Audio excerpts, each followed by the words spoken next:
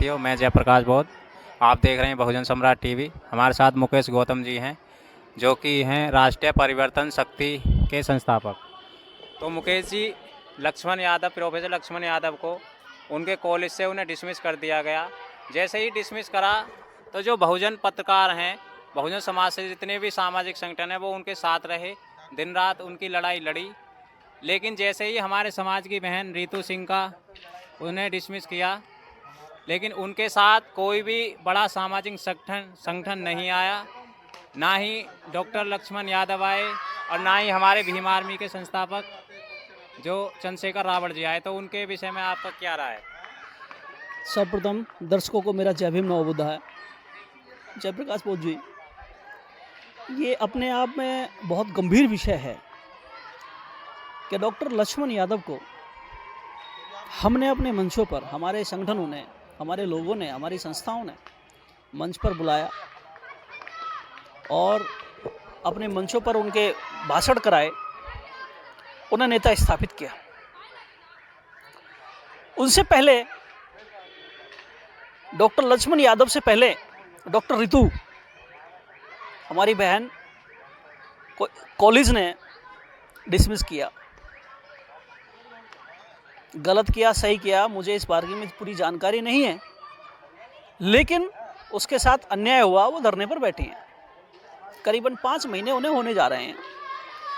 और समाज का कोई भी बुद्धिजीवी, बड़ा संगठन, बड़ा कहो या छोटा कहो, संगठन होता है। समाज के बुद्धिजीवी लोग डॉक्टर रितु पर कुछ बोलने को तैयार नहीं है। ये बड़ा अफसोस का और बड़ा गंभीर विषय है। लेकिन जैसे ही डॉक्टर लक्ष्मण यादव का प्रपत्र आया डिसमिस होने का, तो जो अनुसूचित जाति जनजाति के जो संगठन चल रहे हैं, उन्हें बड़ा धक्का लगा, उन्हें बड़ा फील हुआ, उन्हें बड़ा ऐसा लगा कि भाई बहुत बड़ा गलत हुआ है। बहुत अच्छी बात है, आपके अंदर मानवता है, तो इससे बड़ी बात हो ही नहीं सकती कि अगर किसी व्यक्ति के साथ गलत हुआ है, आप उसके साथ खड़े हैं, ये बहुत ही सराहनीय कार्य है। लेकिन आप एक बहन को छोड़कर भाई के साथ में तो खड़े हैं, लेकिन बहन का आपको दर्द नहीं है, दुख नहीं है। इस बात की मुझे चिंता बहुत ज़्यादा है कि क्या समाज के बुद्धिजीवी लोगों की बुद्धि को सांप ने डस लिया है? क्या डॉक्टर रितु तुम्हारी बहन नहीं है? हाँ, अच्छी बात है, डॉक्टर लक्ष्मण यादव तुम्हारे भाई हैं, मेरे भी भाई हैं।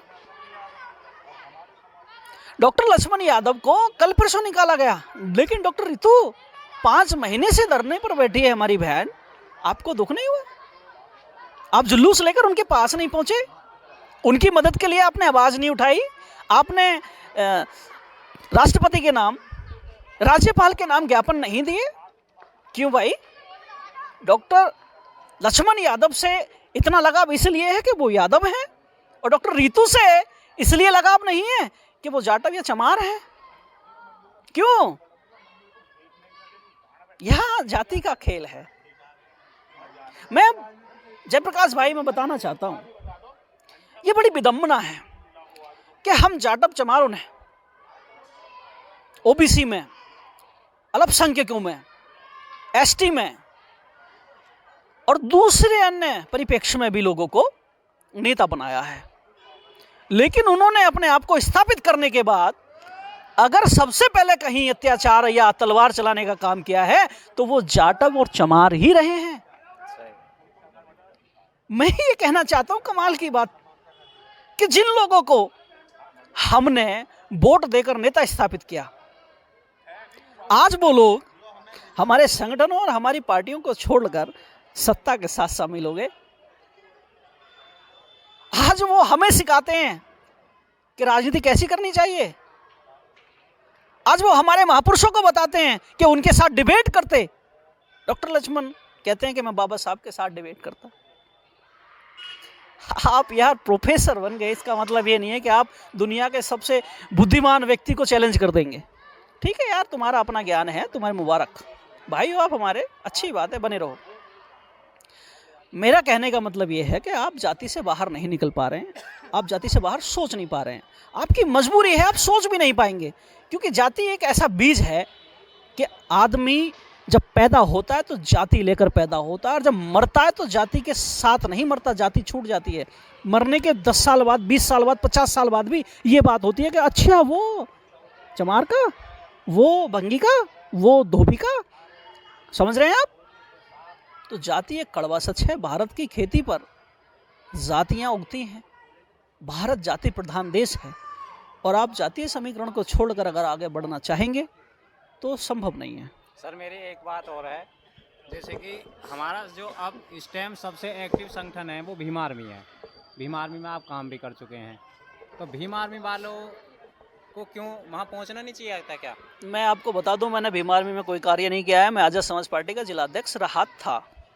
मैंने 12 अप्रैल 2022 को पार्टी और पद दोनों से इस्तीफा दिया, और मैं अब अपना संगठन चला रहा हूं साथियों के सहयोग से, जिसका नाम है राष्ट्रीय परिवर्तन शक्ति, जो जाटवों और चमारों को इकट्ठा करने के लिए संगठन मैंने बनाया है।